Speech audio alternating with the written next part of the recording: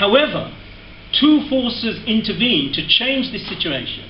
One of those was internally, that a section of the capitalist class, partly because of the militancy of the working class and the people, realized that this, even though they could maintain the system, it was very inefficient in terms of their wealth and in terms of the stability of the regime.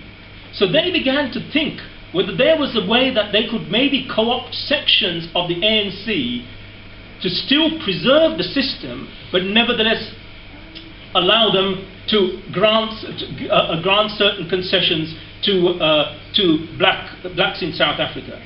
And this was reflected by the election of a leader called F.W. de Klerk in the National Party in South Africa. And twice, we know now, in 1982 and 1985, he actually offered to Mandela in prison that he would be released if he renounced violence and so on. And very courageously and correctly, of course, Mandela refused to accept this. However, there was another international change that would be decisive. And I want to explain this because without this, really, could I say what would happen in South Africa would have gone quite differently. From the mid-1980s, in particular, Stalinism in Russia and in Eastern Europe was in terminal decline. And even before, we know, for instance, the Berlin Wall fell in 1989, and then after that we had the complete collapse of the Stalinism in the Soviet Union. But even before that, and it was reflected in sections of the bureaucracy in Russia, for instance, it was a leader called Gorbachev. They had also recognized, and the way they saw it was that actually there would be the necessity to move in some way, they hoped it could be controlled, some way towards capitalism. And what this meant was, internationally, that they put financial and political pressure wherever there were movements to sort of say, well, you know, forget about anything against capitalism, you've got to make compromises. And they did this very definitely through the South African Communist Party, basically saying, you've got to come to some accommodation with the capitalist regime. At the same time, there was a very strong indirect pressure. What happened there was, I mentioned that there were these wars going on in Mozambique and Angola. Now what happened was, in 1974 there was a revolution in Portugal, very interesting one, which is a topic for a discussion in its own right, partly brought on, incidentally, by the fact that the war was taking so much of it had such an economic impact and cost on the Portuguese economy.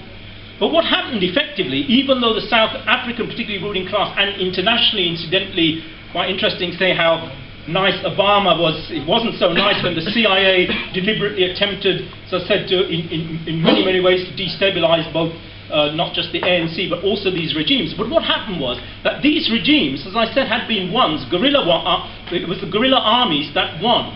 But, and this is where the Soviet pressure came in, because what they did was, they made these regimes sign, and it was, when it happened, it was a huge, you could see the shock around the world, but particularly to the South African, to the ANC and the SACP, because there was a pact called the Nkomati Accord. What it said was, these regimes, as I said, that had come to power on the basis of a guerrilla war said, well, sorry South Africa, you know, the ANC might be fighting, we might like you and so on, but we're living in a real world, we're not going to be able to support you, you're not going to be able to have any of your troops on our soil. And this again completely undermined again the basis of the guerrilla struggle as the ANC had seen it. So what you got then, and without, this is the point, without a socialist perspective, it meant that the ANC and its SACP dominant leadership effectively agreed to abandon social change in return for political recognition. So we had, and this was, of course, let's not underestimate it. It was a massive step forward. I'm sure the same way that people remember the death of Kennedy, the ones who were alive at the time, when Nelson Mandela was released in February 1990, of course, it was absolutely fantastic occurrence. It marked a huge step forward in terms of the South African people. However, the problem was that in the background, there was a huge political price being paid.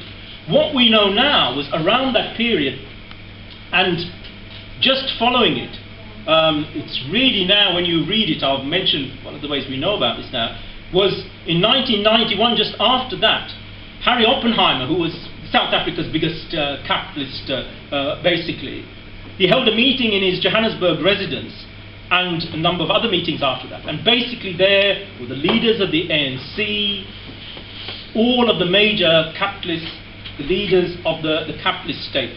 And basically what they said was, they said, right, we make this deal. You abandon the Freedom Charter, anything that's got anything to do with nationalisation, anything about capitalism, and we will effectively play ball with you. And that was the deal. People might have seen it. It's referred to. Ronnie Casriel's, he was later head of, very interesting guy, he was later head of MK and again one of the leaders of the Communist Party. He's just written his autobiography, and if you read that, there's an article he wrote, said how the ANC, remember he was one of the key leaders, this is what he called it, he said how the ANC's Faustian Pact sold out South Africa's poorest, because that's what it was. They sold out the poorest, effectively to say, we will get political power. Now in the years that followed, and I'm going to sort of cut this down really because of time, the South African capitalists played a really cynical and dirty game. But now they were able to manipulate the ANC leadership. So on one side, quite cynically, F.W. de Klerk, it was, I can remember at the time, you know, you just laughed because it was so cynical. He got together with Mandela, he got the 1993 Nobel Peace Prize. We know now, at the same time as he was taking that Peace Prize, what he was doing was that they were organizing basically terror bands against ANC and other activists there. They particularly used, and again other comrades might come into this, there was a group called Inkatha around this really degenerate chief, Buthelezi, and they used his gangs effectively against the working class. In fact, one of the fantastic things was how the South African working class then organized to fight them off, unfortunately with the ANC actually compromising at every turn. And on the other side, the ANC and trade union leaderships were given all sorts of what were effectively bribes. That's what it was, financial inducements to effectively join the ruling class. Now the election of Mandela in 1994 was again a very, very important victory. We mustn't underestimate that, because what it meant in terms of what the people saw, that finally they had got their own president. But again, one has to say that what was done was underneath that, the price of it was that effectively this alliance secretly at that time with capitalist parties and forces to hold the movement back. We had, again, comrades might see the reference to a thing called GEAR, Growth and Employment and Redistribution Program. What this did was, it was a program of neoliberalism and privatization. So from the Freedom Charter, they'd gone to this effectively program. It's quite interesting because, as people might know, in 1999, Mandela retired as president. He was succeeded by Thabo Mbeki. And Mbeki, quite openly, that was the thing, he was proud of it. He called himself a Thatcherite. This shows the degeneration which had taken place, as I said, from that tradition of Mandela and the original struggle of the movement. And what you had effectively was the absorption of the ANC and the South African CP into the capitalist state, culminating, of course, what we have seen in the horrific Marikana massacre, where effectively what you had was, and so that was the point about that, isn't it? That come full circle. We had the Sharpeville massacre, which had kicked off that movement in the first place. Many people, of course, not just us, said this. And then the Marikana massacre, but this time the protagonists were not the South African state. It wasn't a national party. This time the protagonist was the ANC, on the wrong side, on the other side of the barricades to the working class.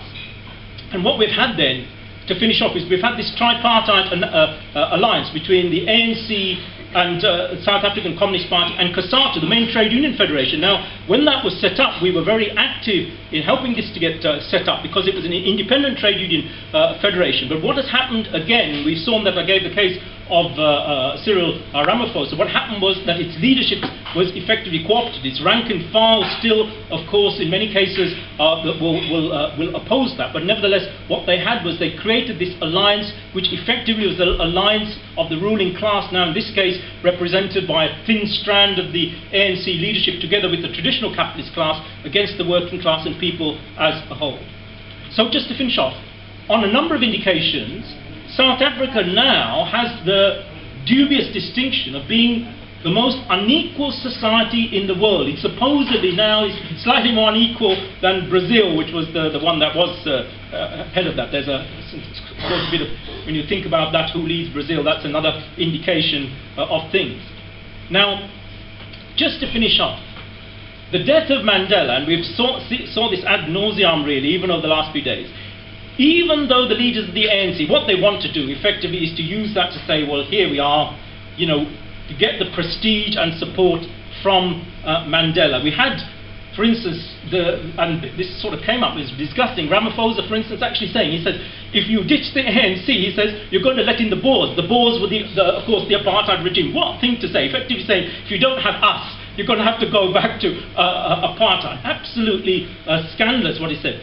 But there was a sign there, people noticed it. They cut this out on some of the TV ones, but it's there on some of them, that Jacob Zuma, the president, when he spoke, he was booed by the crowd. They were very embarrassed by that. And this, of course, let's remember, this is at you know, the first stage, and actually in the funeral celebrations of Mandela. Even at this stage, people were willing to do that.